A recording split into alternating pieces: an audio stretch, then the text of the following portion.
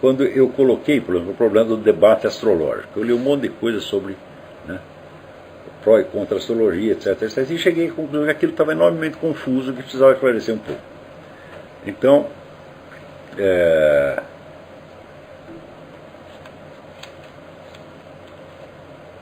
comecei a criar um processo metodológico para responder a seguinte pergunta: qual a possibilidade teórica de você colocar esse problema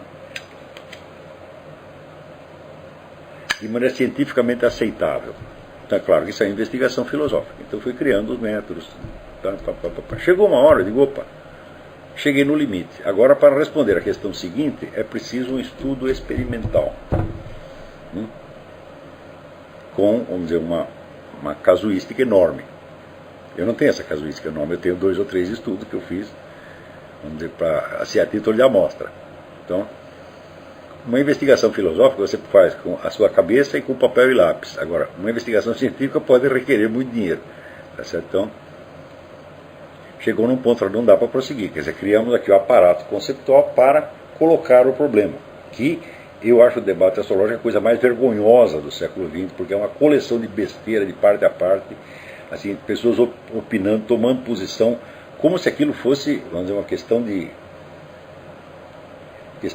dogma, por assim dizer.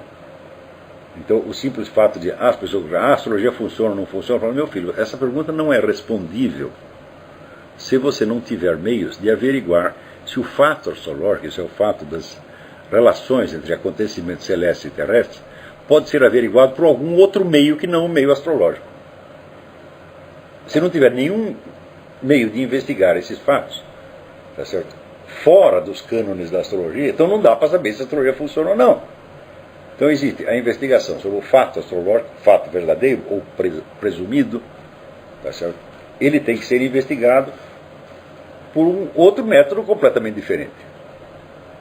E quando você tiver alguma clareza quanto a isso, então você pode voltar à questão da astrologia como prática, como ciência, como pseudociência, etc, etc, etc.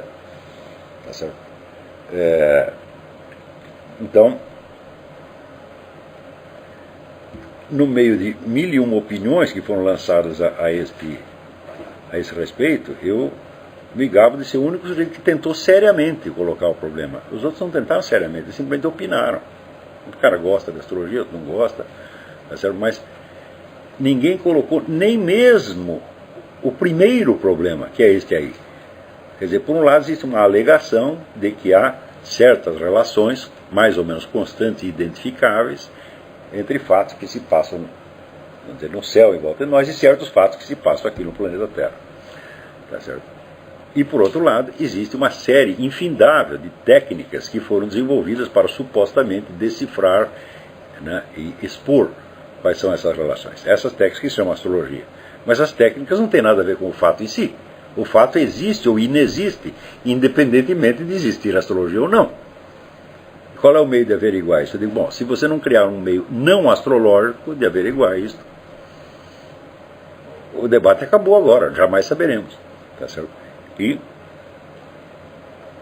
justamente para tentar resolver isso, eu criei aquele método que eu chamei com esse nome horroroso de astrocaracterologia, que não é um método astrológico, é completamente diferente, para depois poder conferir para ver se o que os astrólogos dizem é besteira ou não, com a ressalva de que entre os astrólogos existem tantas teorias quanto as cabeças, e tantas técnicas quanto as cabeças. Então, eu considero que o debate astrológico do século XX foi um show de ignorância, de dogmatismo, de burrice, como raramente se viu no mundo. Então você pergunta, a astrologia é uma ciência ou uma pseudociência? Fala, claro que não é nem uma coisa nem outra. Ela é um problema científico que jamais foi enfocado seriamente. E, no entanto, não é importante você saber se existe alguma relação ou de sincronismo, ou de causa e efeito, ou qualquer outra que seja, tá certo? Entre fenômenos celestes e terrestres, sobretudo depois daquela famosa pesquisa do Michel Gauquelin, que deu um indício fortíssimo de que existem essas relações, mas não como os astrólogos a descrevem, uma outra relação. Então é um problema sério. Tá certo? Então tem que ter primeiro uma investigação filosófica de tipo metodológico, conceptual e metodológico, e depois as investigações científico-experimentais, né, para preencher o negócio. Mas quando chegou na etapa das investigações científicas experimentais, falou, não tem a menor condição de fazer isso. Então, alguém que faça se quiser. Aliás, aviso, todo o material que foi dado no curso de astrocaracterologia, em 3 cursos, será disponibilizado num site, como é que se diz, filial do Seminário de Filosofia, para os que estiverem interessados. Nós estamos preparando isso com a ajuda da Lúcia de Fátima Junqueira, que é a pessoa que mais estudou o assunto, e em breve isso estará online. A Lúcia colecionou todo o material de todos os cursos que foram dados. Ela mesma fez, durante o Congresso do Instituto Brasileiro de Humanidades, fez uma exposição brilhante do método astrocaracterológico, e eu acho que é a pessoa que está mais, no momento, tem mais domínio da situação, então ela está nos ajudando a recompor o que foram esses cursos, e logo esse material será disponibilizado. São questões interessantíssimas, importantíssimas, né?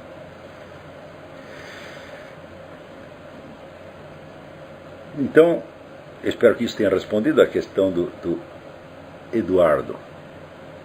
Né?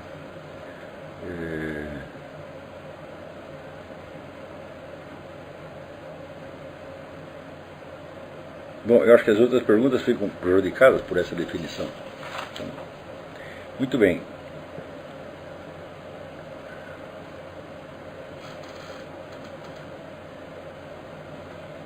Ricardo Sanave, apesar da confissão de Descartes que se mostraria mascarado, não seria possível atribuir à sua afirmação somos diferentes de Deus em potência, mas não em espírito? Uma conotação similar à afirmação de Jesus Cristo, vós sois Deus, fala de maneira alguma. Porque a definição de Descartes exclui a criação das almas. Deus criou tudo como extensão e movimento de guiar as almas. A própria consciência. E os mundos angélicos também são movidos por extensão e movimento. Não. Então, o Deus de Descartes definitivamente não é o nosso. Muito bem. Então, agora aqui vou passar algumas dicas dos grupos. Aqui. Com relação ao grupo Mário Ferreira dos Santos, eu recebi esta mensagem do Eduardo Garcia de Queiroz. Todos os 22 capítulos do livro A Filosofia da Crise foram distribuídos para os integrantes do grupo para edição. Desses 22, 19 já foram editados e enviados aos alunos que farão a revisão. Então, logo recebo dos editores os 3 capítulos faltantes, esses serão de imediato enviados para a revisão. A expectativa do grupo é enviar para o professor Olavo o livro completo, editado e revisado na próxima semana. Maravilha! Se outros alunos do curso online quiserem passar a integrar o grupo Mário Ferreira dos Santos, por favor, mande um e-mail para o coordenador Eduardo Garcia de Queiroz. E-mail edgarque, as primeiras sílabas de Eduardo Garcia Queiroz, edgarque, @uol.com.br. Está excelente.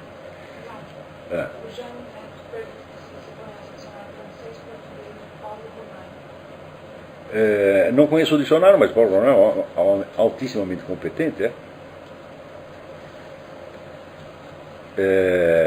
Aqui, o pessoal do grupo dos estudos estratégicos. Pelo que pude entender, as reuniões serão após as aulas do sábado do curso online de filosofia. Eu estou fazendo as reuniões imediatamente sem interromper o final da aula, já faz continuidade, porque outras pessoas também, mesmo não participando ativamente, podem ter curiosidade de saber o que está se passando, então acho que deve ser parte integrante da aula. E se alguém tiver dúvidas em relação às atividades, pode passar para o meu e-mail, netobj@gmail.com. O nosso site já está quase pronto. Algumas pessoas se opuseram, mas vi que o site é fundamental e pertinente para o núcleo. Eu também acho. Por exemplo, com o site os livros estarão lá para serem baixados, eu não precisaria ficar enviando os livros por toda a parte. Agora é importante que o acesso a esse site seja só com senha, porque nós não podemos publicar esses livros pela internet. Aí vai haver um problema de direitos autorais. 3. Apresentação dos livros com os respectivos responsáveis. Livro 1. Novas Mentiras Velhas, de Anatoly Golitsyn. Responsável Carlos Velasco, Juliano Miller e Pedro Henrique de Lima.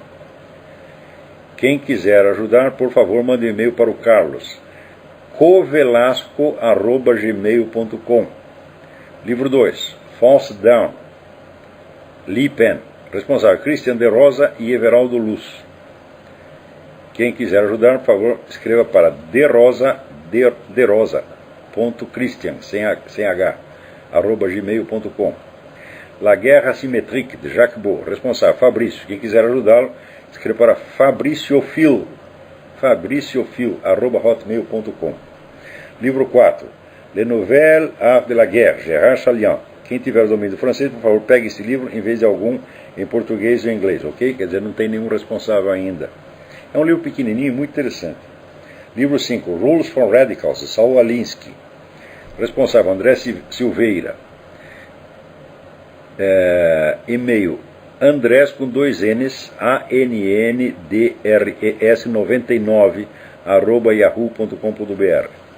Livro 6, Total Empire, de Edmund Walsh. Responsável, Hélio Angotti Neto. Quem quiser ajudar, envie um e-mail para helioangotti com 2 T's, gmail.com. The KGB and Soviet Disinformation, de Ladislav Bittman. Ninguém se manifestou ainda, então ninguém se apresentou para fazer o resumo desse livro. Livro 8, Plano Soviético do Estado Mundial. Também caso o livro 7 não tem ninguém. Esse livro é fundamental, então alguém tem que aparecer para fazer a apresentação desse livro, que está inclusive escrito em português. Observação, quem não tiver recebido algum livro, entre em contato comigo, então no netobj@gmail.com.